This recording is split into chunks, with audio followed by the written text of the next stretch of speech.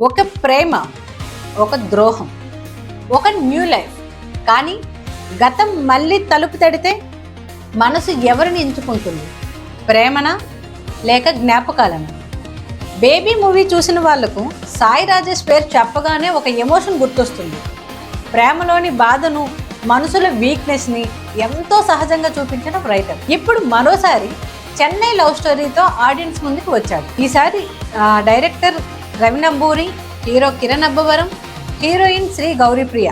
ఇప్పటికే trailer, songs మంచి hype తీసుకొచ్చాయి. అయితే ఈ సినిమా కూడా బేబీలా హృదయాన్ని తాకిందా? కిరణ్ అబ్బవరం కెరీర్లో ఇది బెస్ట్ మూవీ అయినా? అసలు సినిమాలో ఉన్న స్ట్రెంగ్త్, వీక్నెసెస్ ఏంటి? 3 గంటల టైం ప్రేక్షకుడిని కూర్చోబెట్టగలిగిందా? ఈ ప్రశ్నలన్నిటికీ సమాధానం ఈ వీడియోలో తెలుసుకుందాం. సినిమా కథ నివేదిత, నిక్నేమ్ నివితో స్టార్ట్ అవుతుంది.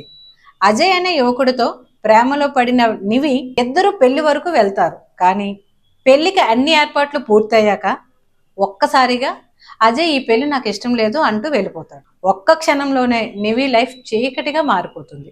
ఆ బాధ నుంచి బయటపడలేక చెన్నైలో ఒంటరిగా లైఫ్ లీడ్ చేస్తుంది. అలాంటి సమయంలో స్టీవెన్ శంకర్ ఆమె లైఫ్ లో వస్తాడు.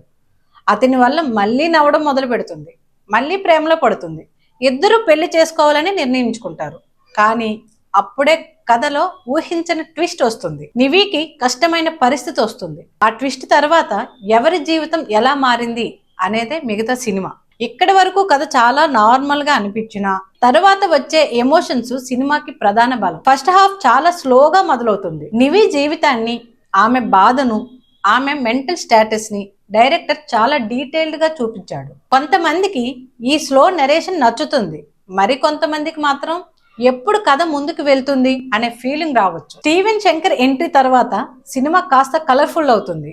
వారి మధ్య వచ్చే చిన్న చిన్న డైలాగ్స్, లవ్ ఎమోషన్స్ చాలా నేచురల్ గా ఉంటాయి. ఇంటర్వెల్ కు ముందు వచ్చే ట్విస్ట్ ప్రేక్షకుడిలో టెన్షన్ ని పెంచుతుంది. సెకండ్ హాఫ్ సినిమాకు అసలు బలం. ఎమోషనల్ కాన్ఫ్లిక్ట్ ఇక్కడే మొదలవుతుంది. ప్రేమ అంటే ఏంటి?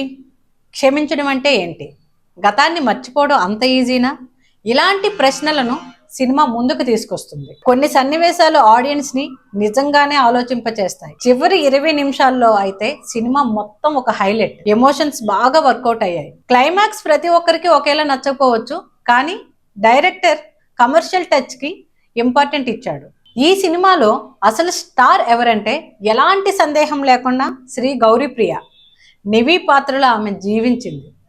ఏడవడం మాత్రమే కాదు, ఆ బాధ ప్రేక్షకుడికి కూడా అనిపించేలా నటించింది. ఇంటర్వ్యూల్ ముందు, ఇంటర్వ్యూల్ తర్వాత, చివరి 20 నిమిషాల్లో ఆమె నటన సినిమాని మరో స్థాయికి తీసుకువెళ్ళింది. కిరణ్ అబ్బవరం చాలా సెటిల్డ్ పెర్ఫార్మెన్స్ ఇచ్చారు. అతి చేయకుండా పాత్రకి ఎంత అవసరమో అంతే చేశాడు. త్రిగన్ కూడా తన పాత్రలో బాగా నటించాడు. ప్రమోదిని, దేవి ప్రసాద్, కరుణ్ కుమార్, సిరి హనుమంతు తదితరులు తమ పాత్రలకు పూర్తి న్యాయం చేశారు. మణిశర్మ గారి సంగీతం సినిమాకు పెద్ద ప్లస్. చాలా రోజుల తర్వాత ఆయన నుంచి గుర్తుండిపోయే మెలోడీలు వచ్చాయి. పాటలు కథలో కలిసిపోయాయి. బ్యాక్గ్రౌండ్ స్కోర్ కూడా ఎమోషన్ ను బాగా ఎలివేట్ చేసింది. డానియల్ విశ్వాస్ సినిమాటోగ్రఫీ చాలా అందంగా ఉంది. చెన్నైని చాలా నేచురల్ గా చూపించాడు. ప్రొడక్షన్ వాల్యూస్ కూడా మంచి స్థాయిలో ఉన్నాయి. రవినంబూరి డైరెక్షన్ చాలా మెచ్యూర్ గా అనిపిస్తుంది. డైలాగ్స్ పెద్ద పెద్ద కోట్స్ లా కాకుండా మనం రోజువారీ మాట్లాడుకునే మాటల్లా ఉంటాయి.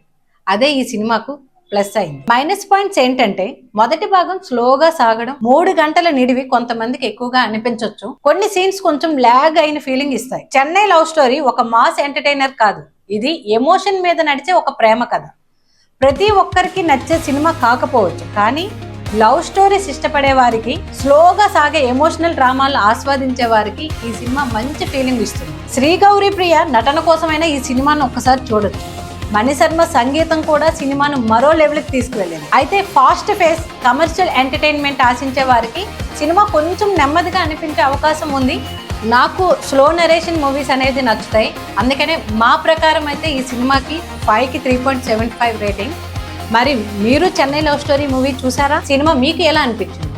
మీ అభిప్రాయాన్ని కామెంట్స్లో చెప్పండి. ఈ రివ్యూ నచ్చితే లైక్ చేయండి, షేర్ చేయండి, మా ఛానల్ని సబ్స్క్రైబ్ చేయండి. Thank you.